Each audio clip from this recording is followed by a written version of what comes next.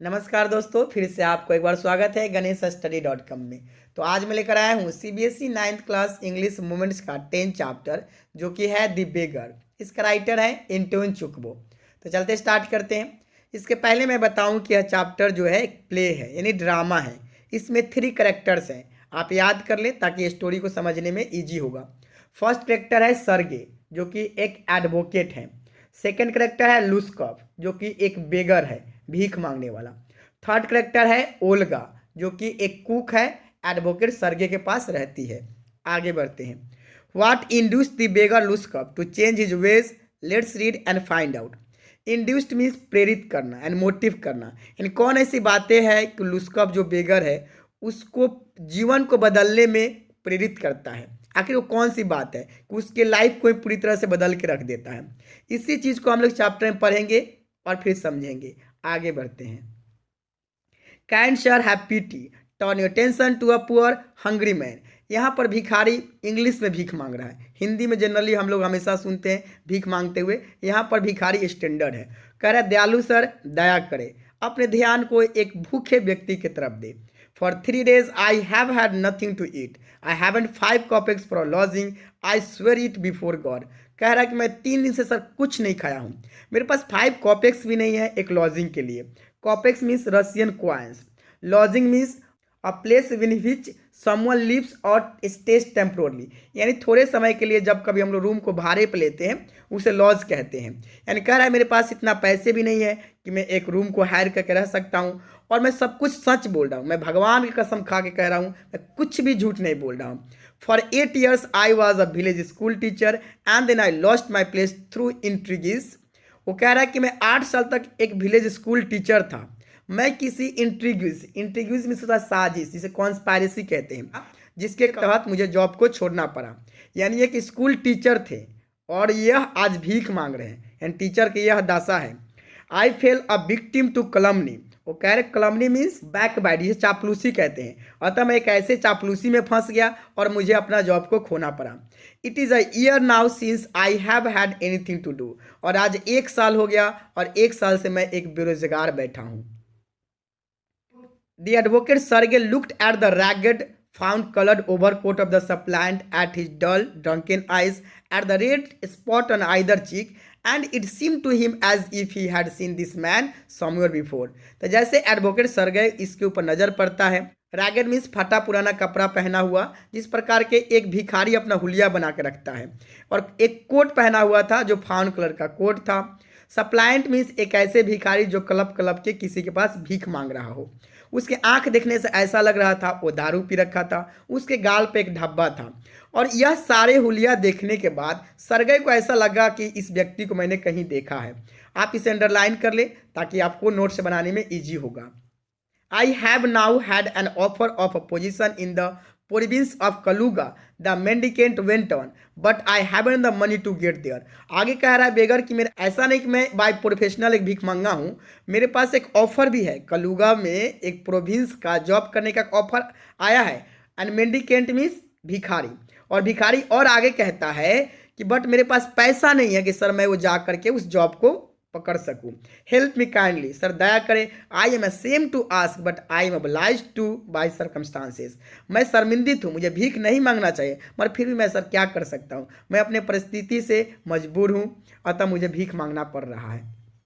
Sergey's eyes fell on the man's overshoes, one of which was high and the other low, and he suddenly remembered something. Sergei के जो है जैसे उस बेगर के shoes पर नजर पड़ता है, जो उसका शूज का कुछ ऐसा स्टाइल था, 1 heel लो था, 1 heel हाई था। और जैसे उसके देखकर तुरंत सरगई को याद आता है कि इस व्यक्ति को रियली मैं कहीं देखा हूँ। Look here, it seemed to me I met you the day before yesterday in Sadovia Street. He said, but you told me then that you were a student who had been expelled and not a village school teacher. Do you remember? जैसे उसने Sergei कहा कि 2 दिन तुमने पहले तो मुझसे जब सदोबिया स्ट्रीट में मिला था तो तुमने तो कहा था कि तुम एक स्टूडेंट हो, तुम्हें स्कूल से निकाल दिया गया है, ना कि तुम एक विलेज स्कूल टीचर हो, और तुम यहाँ कह रहे हो कि मैं एक स्कूल टीचर था। क्या तुम्हें याद नहीं है इस बात को? No no that can't be so, mumbled the beggar taken aback. तो जो है mumbled means speak slowly, taken aback means घबरा जाना, यह भिखारी घबरा जाता है और स्लोली बोलता है नहीं नहीं सर ऐसा बात नहीं है, I am a village school teacher and if you like I can show you my papers. मैं एक विलेज स्कूल टीचर ही हूँ, अगर आप कहें तो मैं अपना पेपर्स दिखा सकता हूँ। हैव डन विथ लाइंग, फिर जो है सरगई कहते क्या तुम्हारा झूठ हो गया। And you called yourself a student and even told me what you had been expelled for. तुमने खुद ही कहा था कि तुम एक स्टूडेंट हो, तुमने ये भी बताया था कि तुम्हें किस लिए स्कूल से निकाल दिया गया है। डोंट यू रिमेंबर, क्या तुम्हें याद नहीं है। Sergei flushed and turned from the ragged creature with an expression of disgust. Sergei फिर गुस्से में आ जाता है, फ्लश्ड मीन्स लाल पीला हो जाना, और इस प्रकार के घिनौने के व्यक्ति से यानी रैगड या भिखमंगा से अपने नज़र को चुरा करके वहां से चल देता है। Expression of disgust means someone, यानी उसे घृणा करने लगता है, घृणित हो जाते हैं और वहां से वो चल देते हैं। आगे बढ़ते हैं।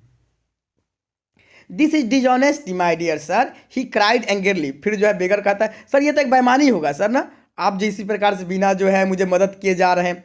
फिर जो है एडवोकेट सरगई कहते हैं दिस इज स्विंडलिंग, ये अगर तुम कह रहे हो बेईमानी है तो this is swindling, I shall send the police for you damn you. यानी swindling means cheating a person of money, तुम एक पैसे के लिए कितना झूठ पे झूठ बोले जा रहे हो, अब तुम सही नहीं बताया तो मैं तुरंत पुलिस को बुलाऊंगा और तुम्हें पुलिस को दे दूंगा। Damn you, damn you means तुम पे लानत है, तुम इस प्रकार के कितना नीचा वाला काम कर रहे हो, झूठ पे झूठ बोल रहे हो भीख मांगने के लिए, मैं तुम्हें तुरंत पुलिस को भेज दूंगा, पुलिस को दे दूंगा। Sir he said laying his hand on his heart, the fact is I was lying, I am neither a student nor a school teacher. Sir इसके बाद जैसे उसने पुलिस के नाम लिया, भिखारी अपने जो है रियलिटी पे आ गया, अपने दिल पर हाथ रख कहा यस सर बात सही है, द फैक्ट इज़ कि मैं झूठ बोल रहा था, ना ही मैं एक स्टूडेंट था ना ही मैं एक टीचर हूँ। बात सारा ये जो क्या है ऑल दैट वाज फिक्शन, सारी एक झूठी स्टोरी कहानी बनाई हुई है। Formerly I sang a Russian choir and was sent away for drunkenness. सही बोले तो मैं रसिया मंडली में गीत गाया करता था, बल्कि वहाँ से मुझे निकाल दिया गया, मुझे जॉब से हटा दिया गया क्योंकि मैं बहुत ज़्यादा दारू पीता था। But what else I can do, पर मैं कर ही क्या सकता हूँ। I can't get anything without lying, अगर मैं किसी से कहूँ कि मुझे दारू पीने के कारण मुझे जॉब से निकाल दिया गया है तो कोई मुझे भीख देगा। No one will give me anything when I tell the truth, अगर मैं सच सच बोलूँगा तो कोई मुझे कुछ नहीं देगा। And what can I do, और मैं कर भी क्या सकता हूँ इसके अलावा। What can you do, you ask what you can do, cried Sergei sir and coming close to him. Advocate उससे थोड़ा पास जाता है और कहता है कि तुम क्या कर सकते हो, तुम बोल रहे तुम कर क्या सकते हो। एंड वर्क, तुम काम कर सकते हो। दैट्स यू कैन डू, क्योंकि तुम कर सकते हो। यू मस्ट वर्क, तुम्हें अवश्य काम करना चाहिए। वर्क, बेगर कहता work yes I know that myself but where can I find a work. Sir मुझे भी मालूम है मुझे काम करना चाहिए, मगर मुझे काम मिलेगा कहाँ भला। How would like to chop wood for me, तो फिर जो है एडवोकेट कहता है अगर तुम्हें मैं लकड़ी काटने के लिए काम दूँ तो तुम कैसा पसंद करते हो। I wouldn't refuse to do that but in this days even skilled wood cutters find them self sitting without bed. हाँ सर मैं तो इसे इनकार नहीं कर सकता, मगर आजकल इवन जो है वुड कटर्स में जो एक्सपर्ट्स हैं, जो स्किल्ड पर्सन हैं, वो तो जो है बैठे, उन्हें काम तो मिल ही नहीं रहा, वो तो बेरोजगार बैठे हुए। विदाउट ब्रेड मीन्स बेरोजगार बैठना। Will you come and chop wood for मी, फिर लास्टली जो एडवोकेट कहता है क्या तुम मेरे साथ चलोगे काम करने के लिए, यानी जो है लकड़ी काटने के लिए। यस सर आई विल, हाँ सर मैं चलूंगा। लास्टली बेगर कहता है very well we will soon find out, चलो फिर देखते हैं तुम क्या काम कर पाते हो। Sergei hastened along rubbing his hands and he call his cook out of the kitchen. फिर सरगई जो है जल्दी जल्दी पहुंचता, अपने हाथ को मलते हुए घर पे पहुंचता है, फिर ओल्गा को किचन से बुलाता है एंड फिर जाकर वहां बोलता है here Olga he said take the gentleman into the woodshed and let him chop wood. फिर वहां पर जाकर के ओल्गा को बुला करके वो कहता है ठीक है इस जेंटलमैन को लो और जाकर के वुड शेड में ले जाओ और वहां पर कुछ लकड़ी दे दो इन्हें काटने के लिए। The scarecrow of a beggar shrugged his shoulders as if in perplexity and went irresolutely after the cook. तो जो है स्केयर क्रो ऑफ मीन्स ऐसा एक पुतला होता है जो हम लोग खेत में आपका पक्षी यानी बर्ड को डराने के लिए लगाते हैं।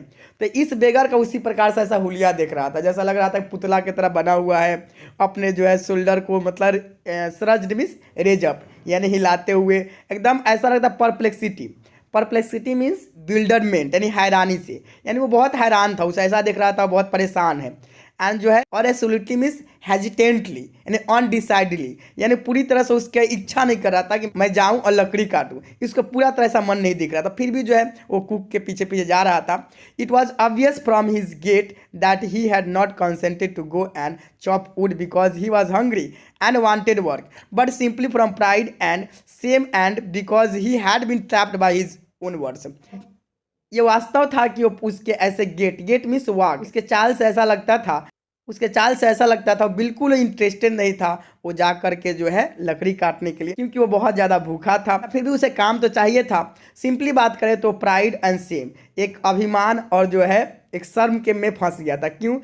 क्योंकि वो खुद ही बोल दिया था, अपने वर्ड्स में ही आकर फंस गया था, अपने शब्दों में ही आकर वो फंस गया था कि हाँ सर मैं काम करना चाहूँगा, इसलिए उसे जाना पड़ रहा था। यानी वो नहीं जाता क्योंकि वो इतना जो भूखा था जो काम करना नहीं चाहता था। अच्छा भला और कौन काम करना चाहेगा, फ्री में ही पैसा मिल जाता है, कोई को थोड़ा सा बोल दीजिए बाबू भैया दे दीजिए 2 रुपया और इसी से मिल जाता था, काम करना कौन पसंद करेगा।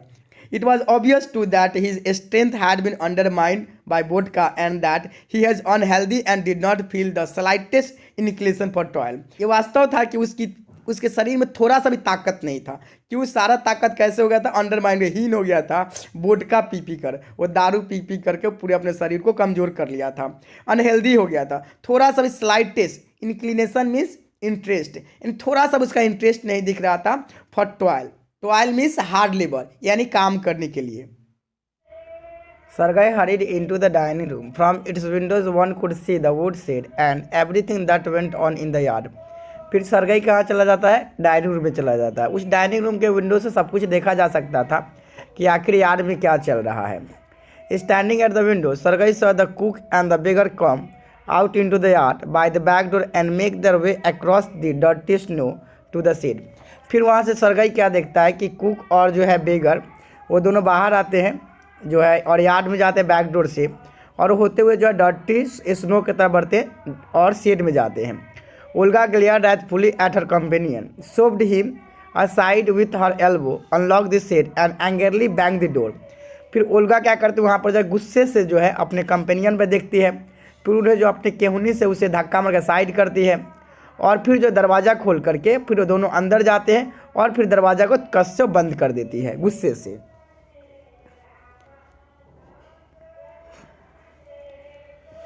Next he saw the pseudo teacher seat himself on a log and become lost in thought with his red cheeks resting on his fists। तो जैसे वो लोग आपका शेड में अंदर जाते हैं तो सूडो टीचर में से मिथ्या टीचर जो अपने आप को झूठ मूठ के टीचर बताया हुआ था, वो क्या करता है जैसे पहुंचता है वहाँ पर एक लॉग में छोटा सा लकड़ी का टुकड़ा होता है, उस पर क्या करता है बैठ जाता है अपने गाल पर हाथ रख करके और कहीं एक ऐसी दुनिया में खो जाता है। The women flog down an axe at his feet spat angrily and judging from the expression of her lips began to scold him. फिर जो है ओल्गा क्या करती है, गुस्से में तो ओल्गा तो गुस्से में थी ही, वो क्या करती है आप कुल्हाड़ी लेती है उसके पैरों के पास फेंक देती है और स्पैट एंगलियर थूक भी फेंकती है गुस्सा में, और जो उसका लिप्स के एक्सप्रेशन से ऐसा दिख रहा था कि बहुत गुस्से में थी और उसे डांटने भी लगती है। The beggar irresolutely pulled a billet of wood towards him, set it up between his feet and tapped it feebly with the axe. फिर जो बेगर क्या करता है इरेस्लुटली मीन्स अनडिसाइडली हेजिटेंटली, यानी नहीं चाहते हुए जो है एक लकड़ी का टुकड़ा लेता है अपने पैरों के बीच में रखता है और फिर डरते डरते यानी फिबली मीन्स कमजोरी, यानी उसके शरीर में तो इतना ताकत नहीं था क्योंकि वो दारू पी के अपने शरीर को बहुत वीक कर लिया था, फिर भी जो है उसके ऊपर मारता है, एक से कुल्हाड़ी से मारता है बायलेट पे। The billet wavered and fell down, और जैसे बायलेट पे वो मारता है तो क्या करता है बायलेट जो लकड़ी का टुकड़ा वहाँ से छटक कर गिर जाता है। The beggar again pulled it to him, blew on his freezing hands and tapped it with his axe cautiously, as if afraid of hitting his overshoe or of cutting his finger. The stick of wood again fell to the ground। फिर से बेगर क्या करता है यानी फिर से उस जो लकड़ी को अपने पैर के बीच में रखता है और इस बार जो है फ्रीजिंग हैंड्स यानी हाथ उसका जो है बहुत काँप रहा था, तो उसी काँपते हुए हाथ से क्या कर रहा है फिर से उस जो है वायलेट पे वो आपका मारने की कोशिश कर रहा है, मगर इस बार क्या है वो डर रहा था, यानी बहुत बहुत सावधानी से उस पर कुल्हाड़ी चलाने की कोशिश कर रहा था। ये भी डर रहा था कहीं उसका ऐसा ना हो जाए कि उसके पैर पर लग जाए, ऐसा ना उसका फिंगर कट जाए, और ये सोचते हुए कुल्हाड़ी से यानी वायलेट पे मारता है और फिर से क्या होता है कि वो लकड़ी का टुकड़ा छटक के गिर जाता है। Sergei's anger had vanished, and he now began to feel a little sorry and ashamed of himself for having set a spoiled, drunken, perhaps sick man to work at menial labor in the cold. अब जो सरगाई का गुस्सा गायब हो जाता है जब देखता है इस व्यक्ति जो है एक बेगर फिर भी काम तो करना चाह रहा है। ये हो सकता है वो दारू पीकर उसका शरीर कमज़ोर हो गया हो, मगर फिर वो तो काम करने में इंटरेस्ट तो ले रहा है। इस चीज़ को देख करके सरगाई का गुस्सा क्या होता है, गायब हो जाता है और वो अपने आप में थोड़ा सा अपने आप में सॉरी थोड़ा महसूस करने लगते हैं। वो अपने आप पर शर्मिंदगी महसूस करने लगते हैं कि इस व्यक्ति के बारे में देखे मेरे माइंड में क्या क्या सोच लिया था, स्पॉइल्ड है, ड्रंकन पर्सन है। फिर भी देखो एक सिख व्यक्ति भी यानी अपने काम तो करना चाह रहा है। मिनियल मीन्स यानी ऐसा पर्सन जो है नहीं किसी का इंडिविजुअल काम में एक्सपर्ट नहीं हो, फिर वो काम करना चाह रहा था। An hour later Olga came in and announce that the wood had all been chopped. फिर 1 घंटे बाद ओल्गा आती है और फिर बताती है कि सारे लकड़ियों काटी जा चुकी है। Good, give him half a rouble said Sergei, if he wants to he can come back and cut wood on the first day of each month. फिर जो है आपका सरगाई आपका ओल्गा को कहता है कि ठीक है उसे हाफ रूबल दे दो और उसे बोल दो अगर वो आना चाहता है यानी हर एक मंथ का फर्स्ट डे वो आ सकता है और लकड़ी काट सकता है। We can always find work for him, और हमेशा हम लोग उसे कुछ ना कुछ काम ढूंढ कर रखते हैं। On the first of the month, the waif made his appearance and again earned half a ruble, although he could barely stand on his legs. इसके बाद होता है क्या, मंथ का ने फर्स्ट डे आने लगा और अपने अपीयरेंस वॉक करके हाफ रूबल वो अर्न करके चला जाता था। ऑल दिन बहुत मुश्किल से अपने पैरों पर खड़ा हो पाता था, मगर फिर भी वो आता था, लकड़ी काटता था, पैसा लेकर जाता था। From that day on he often appeared in the yard, और उस दिन से हमेशा क्या होने लगा, वो आपका यार्ड में अपीयर होने लगा। इन यार्ड में अपीयर होने का मतलब कि हमेशा जो है सरगाई के घर पे आता था और लकड़ी काटता था और फिर हाफ रूबल लेकर वो जाता था। आगे बढ़ते हैं। And every time work was found for him, और हमेशा उसके लिए कुछ ना कुछ काम ढूंढ कर रखा जाता था। जैसे एग्जाम्पल में दिया हुआ यहाँ पर, now he would shovel snow, now put the woodshed in order, now beat the dust out of rocks and mattress. तो फिर उसको इस प्रकार काम दिया जाने लगा। जैसे शॉवेल मीन्स होता है बेलचा, यानी उससे जो है स्नो को साइड करना, यानी वहाँ से पुश करना। फिर इसके बाद में वुड सेट को जो है एक ऑर्डर में लगाना। फिर जो है रॉक्स यानी कारपेट यानी जो है मेट्रेस, इस प्रकार के उसको झाड़ने का क्लीन करने का काम मिलता था। Every time he receive from 20 to 40 कॉपेक्स, और हर बार उससे जो है 20 to 40 कॉपेक्स मिलता था। इस प्रकार काम ही करता था। And once even a pair of old trousers one sent out to him, और यहाँ तक कि एक बार उसे पुराना ट्राउजर भी दिया गया, यानी सरगाई ने उसे पुराना एक ट्राउजर भी दिया। ये सारे काम को देख करके When Sergei moved into another house, he hired him to help in the packing and hauling of the furniture. अब होता क्या है कि सरगाई जो है जिस रूम में पहले रहता था वह रूम खाली करके अब दूसरे रूम में जा रहा था एडवोकेट। तो सोचा कि ऐसा क्यों नहीं करते हैं कि आपका जो है बेगर को बुला लेते हैं और इसको भी रख लेते हैं आपका फर्नीचर को है लोडिंग करने में, हाउलिंग मीन्स लोडिंग करने में। तो फर्नीचर के कुछ आपका लोडिंग करेगा तो इसको भी कुछ पैसा मिल जाएगा। This time the वेफ was sober, gloomy and silent. इस बार जो हमारा इस बार जो वेफ यानी जो हमारा बेगर थे बहुत सोबर दिख रहे थे, बिल्कुल दारू नहीं पिए हुए थे, ग्लूमी थे, उदास थे, साइलेंट थे। He hardly touched the furniture and walked behind the wagons, hanging his head, not even making a pretense of appearing busy. तो इस बार जो वेफ का क्या इस प्रकार एक्टिविटी था, बहुत मुश्किल से वो चल पाते थे, यानी फर्नीचर को टच भी नहीं कर पाते थे। इतनी उनके शरीर में ताकत नहीं थी कि फर्नीचर को जनरली वो आपका कैरी अप कर पाए। फिर भी जो है वैगन्स के पीछे पीछे जो है अपने सर को उठा के चले थे, नहीं काम करने का अपना इंटरेस्ट दिखा रहे थे। थोड़ा सा भी ऐसा नहीं थे प्रिटेंस भी बहाना करना, ऐसा थोड़ा सा भी नहीं दिखा रहे थे कि हाँ वो बहाना कर रहे हैं, काम करने में इंटरेस्ट नहीं है, ऐसा किसी प्रकार को नहीं दिखा रहे थे। He only shivered in the cold and became embarrassed when the carters jeered at him for his idleness, his feebleness and his tattered fancy overcloth. केवल वो क्या कर रहे थे, वो कांप रहे थे, ठंड बहुत ज़्यादा ठंड था जिसके कारण वो कांप रहे थे। और एक बार हुआ क्या कि वो बहुत ज़्यादा शर्मिंदित हो गए। क्यों शर्मिंदित हो गए? काटर मीन्स ड्राइवर, जो आपका वैगन्स मीन्स आपका ऐसे मालगाड़ी होता है, जिस मालगाड़ी का जो ड्राइवर थे वो जियर मिस मजाक उड़ाना, उसको मजाक उड़ा देते। किसके लिए?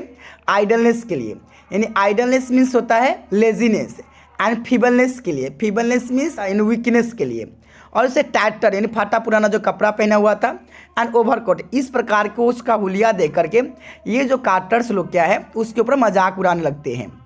After the moving was over, Sergei sent for him. जो भी फर्नीचर का लोडिंग है सारा कंप्लीट हो जाने के बाद जो है उसे सरगाई जो उसे बुलाता है, उसके बाद कहता है well I am happy that my words have taken affect he said. फिर कहता है कि मैं बहुत खुश हूँ कि कम से कम मेरा वर्ड्स का इफेक्ट तो तुम पर पड़ा। उसने जो है वो एडवोकेट ने बेगर को कहता है हिम अ रूबल, और जो है उसे 1 रूबल आज जो है देता है उसके काम से खुश होकर के। और फिर बोलता है पेन्स, और आज का जो है तुम्हें 1 रूबल जो है तुम्हें पेन के लिए यानी तुम्हारे आज का एक ऑनेस्टी वर्क के लिए दिया जा रहा है, यानी तुम आज जो काम किए हो पूरी ऑनेस्टी से काम किए हो, दिल से काम किए हो। फिर एडवोकेट कहता है I see you are sober and have no objection to work, what's your name. फिर लास्टली जो है एडवोकेट कहता है कि मैंने देखा जो है कि तुम तो एक सबर हो। सबर मीन्स ऐसे व्यक्ति जो दारू पीने वाला हो मगर किसी इंडिविजुअल डे पर वो ऐसा दारू नहीं पी रखा हो, यानी जो है आज जो है वो नशा नहीं कर रखा था। तो तुम जो है आज नशा नहीं कर रखे थे, और यहाँ भी आपके काम पर किसी प्रकार का ऑब्जेक्शन नहीं किया जा सकता है, आज आपने दिल से काम किया। आपका नाम क्या है, यानी जो है अब एडवोकेट उसका नेम पूछ रहे हैं, अभी तक उसका नेम पता नहीं था। वो कहता है मेरा नाम लुस्कफ है। Well Lushkoff I can now offer you some other cleaner employment, can you write. फिर जो है एडवोकेट कहता है कि अतः मैं तुम्हें एक ऐसा क्लीनर अब तुम्हें वर्क ऑफर करने जा रहा हूँ। क्लीनर एम्प्लॉयमेंट क्या होता है, यानी ऐसा फ्रेश वर्क, यानी कोई ऐसा जो है फ्रेश वर्क उसे देने जा रहा था। तुम लिखना जानते हो। फिर जो है बेगर कहता है आई कैन, हाँ मैं लिखना जानता हूँ। Then take this letter to a friend of mine tomorrow and you will be given some copying to do। फिर कहता है जो है एडवोकेट तुम ऐसा करो कि यह लेटर लो और मेरे फ्रेंड के पास कल चला जाना, तुम्हें वहाँ पे तुम्हें कुछ ऐसा काम मिलेगा इन कॉपी करने के लिए। कहता है कि हाँ एक चीज़ याद रखना, काम दिल से करना, दारू नहीं पीना, और जो कुछ भी मैंने बताया उसे याद रखना, कभी इस चीज़ को फॉलो करना। फिर गुड बाय कहकर उसे विदा कर देता है। Pleased at having put a man on the right path, Sergey tapped Luskov kindly on the shoulder and even gave him his hand at parting। Advocate बहुत खुश था कि चलो कम से कम एक ऐसे व्यक्ति को मैंने सही रास्ते पर लाने का काम किया। सरगई लास्टली जो है लुस्कफ को जो है पीठ पर थपथपाता भी है, उसे हैंड भी बढ़ाता है और उसे चाबसी देता है। Lushkoff took the letter and from that day forth came no more to the yard for work. और उसके बाद लुस्कफ वहाँ लेटर ले लेता है और फिर उसके बाद वो कभी भी जो है आपका एडवोकेट सरगई के पास काम करने यार्ड में नहीं आता है। 2 years went by. Then one evening as Sergei was standing at the ticket window of a theater paying for his seat, he noticed a little man beside him with a coat collar of curly fur and one seal skin cap। तो 2 साल बीत जाता है। एक दिन के बाद है सरगई जो है आपका थिएटर के टिकट काउंटर पर खड़ा था, वो जो अपने सीट के लिए पैसा पे कर रहा था। वहीं पर जो है वो नोटिस क्या करता है कि वहाँ पे एक ऐसे व्यक्ति खड़ा हुआ था, कर्ली फर का एक कोट पहना हुआ था, एक सील स्किन कैप पहना हुआ था और उसी के बगल में वो खड़ा था वहाँ पे। This little individual timidly asked the ticket seller for a seat in the gallery and paid for it in copper coins। और ये भी व्यक्ति जो क्या कर रहा था, ये भी टिकट सेलर को जो है पैसा पे कर रहा था, ये भी एक मैंने टिकट ले रहा था और उसको कॉपर कॉइन्स पे कर रहा था। कौन, यानी beggar. Lushkoff is that you, cried Sergei, और सरगई से देखकर पहचान जाता है, recognising in the little man his former wood chopper. Lushkoff तुम, हाउ आर यू, तुम कैसे हो, व्हाट आर यू डूइंग, तुम क्या कर रहे हो आजकल, and how is everything with you, और तुम्हारे कैसा चल रहा है सब कुछ। यानी जैसे वो देखता है आपका टिकट काउंटर पर, एडवोकेट सरगई पहचान लेता है। All right I am a notary now and paid 35 roubles a month. वो कहता है अब सब कुछ अच्छा है, मैं एक नोटरी का जॉब करता हूँ। नोटरी मीन्स ऐसा जो है लिखने पढ़ने वाला कोई काम होता होगा, उसको क्लीनर एम्प्लॉयमेंट का जॉब मिला हुआ था, यानी कोपिंग करने के लिए। फिर जो है आपका एडवोकेट सरगई कहता है thank heaven that's fine, I am delighted for your sake. मैं, भगवान का शुक्र है, I am very very glad, मैं बहुत ही बहुत खुश हूँ। Lushkoff you see you are my godson in a sense. Lushkoff तुम्हें मालूम है, अगर सही बताएं तो तुम मेरे लिए गॉड सन हो। गॉड सन मतलब ऐसा कह सकते हैं फरिश्ता, जिसे मैंने एक सही रास्ते पर एक ऐसे पीठ से, यानी ऐसे मैं कचरा से ला करके मैंने सही रास्ते पर लाने का काम किया, मैंने एक बहुत बड़ा काम किया, वो कहने का इसका सेंस है। I gave you a push along the right path, you know do remember, क्या तुम्हें पता है मैं तुम्हें एक सही रास्ते पर लाने का मैंने काम किया है। फिर आगे कहता है do remember what roasting I give you, I nearly had you sinking into the ground at my feet that day. फिर कहता है क्या तुम्हें याद है पुलिस कप, किस प्रकार के मैं तुम्हें डांटा करता था, यानी तुम जिस प्रकार से मेरे पैरों पर आकर तुम कलप रहा था, गिलगिला रहा था भीख मांगने के लिए, वहाँ से तुम्हें डांट करके मैंने इतना सही रास्ते पर लाने का काम किया है। फिर आगे कह रहा है, thank you old man for not forgetting my words. बहुत बहुत धन्यवाद ओल्ड मैन कि तुम मेरे शब्दों को नहीं भूला और इस शब्दों को अपने जीवन में अप्लाई करके सही रास्ते पर आने का काम किया। थैंक यू टू सेड लुस्कप, लुस्कप भी उसे धन्यवाद देता है।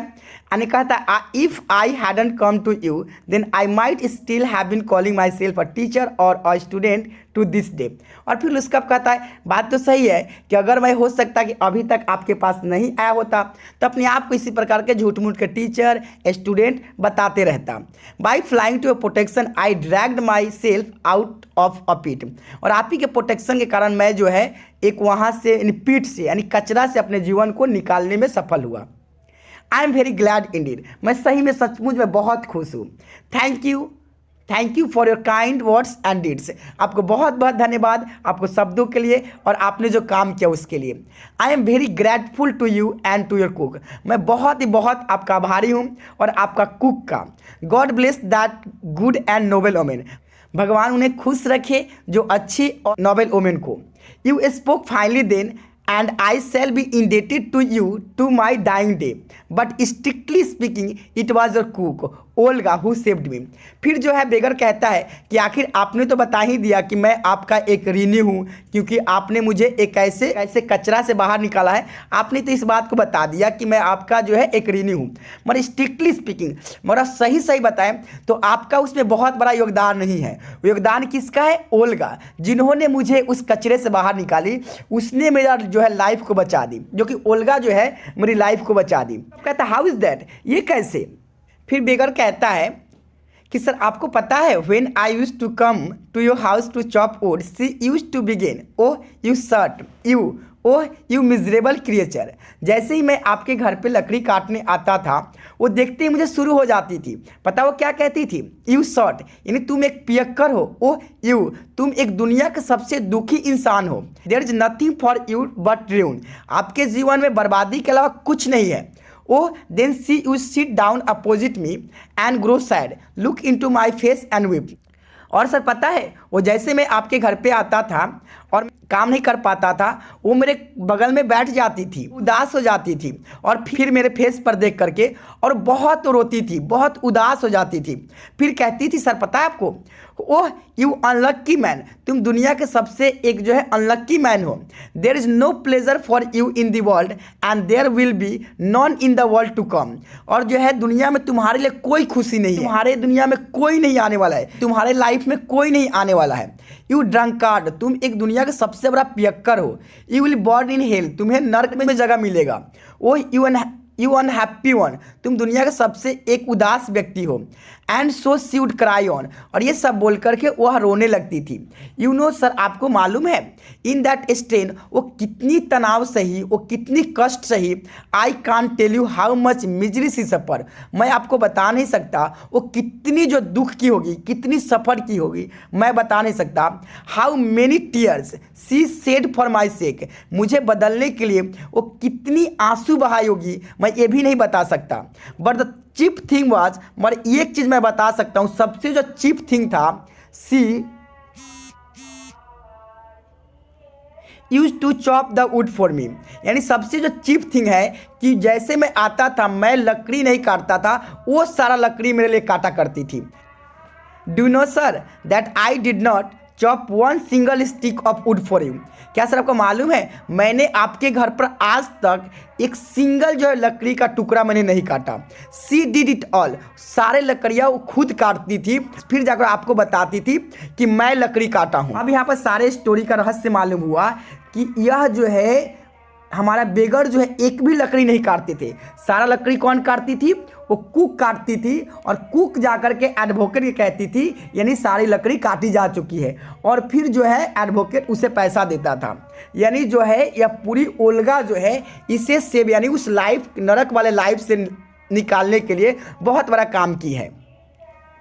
आगे कहता है वह, why this saved me Why I changed, why I stopped drinking at the sight of her, I cannot explain. आखिर मैंने क्यों मुझे बचाई, मैं अपने आप को क्यों चेंज किया, मैं दारू पीना बंद क्यों किया, ये सारे मैं इसे तो एक्सप्लेन तो नहीं कर सकता. I only know that owing to her words and noble deeds, a change took place in my heart. केवल मैं इतना ही जानता हूँ कि उसका ओइंग मीन्स एन ऋणी होना, मैं उसका जो शब्दों का ऋणी हूँ, जो मेरे लिए उसने की उसका ऋणी हूँ, जो मेरे एक दिल में उसने चेंजिंग लाई, मेरे इंटरनली जो चेंजिंग लाई उसका मैं ऋणी हूँ. She set me right and I shall never forget it. और उसने मुझे एक सही रास्ते पर लाने के काम की और इसे मैं कभी नहीं भूल सकता. However it is time to go now. फिर भी जो है अब समय हो गया जाने के लिए. देयर गोज द बेल, लुस्कप bowed and departed the gallery. और फिर जब घंटी बजती है और लुस्कप जो है स्टेज पे अपने सर को झुकाता है और फिर गैलरी से वह चला जाता है. तो हमें यह समझ में आया कि यह एक ड्रामा था और लास्टली जिस प्रकार के स्टेज पर जो आर्टिस्ट होते हैं किस प्रकार का सर झुकाते हैं और फिर वहाँ से चले जाते हैं. तो यहीं पर हमारा स्टोरी एंड होता है. मैं आशा करता हूँ कि यह वीडियो आपको इन्फॉर्मेटिव लगा होगा. तो इसी तरह का वीडियो देखने के लिए चैनल को लाइक करें, सब्सक्राइब करें, दोस्तों को शेयर करें. फिर मिलते हैं एक न्यू टॉपिक के साथ. Thanks a lot.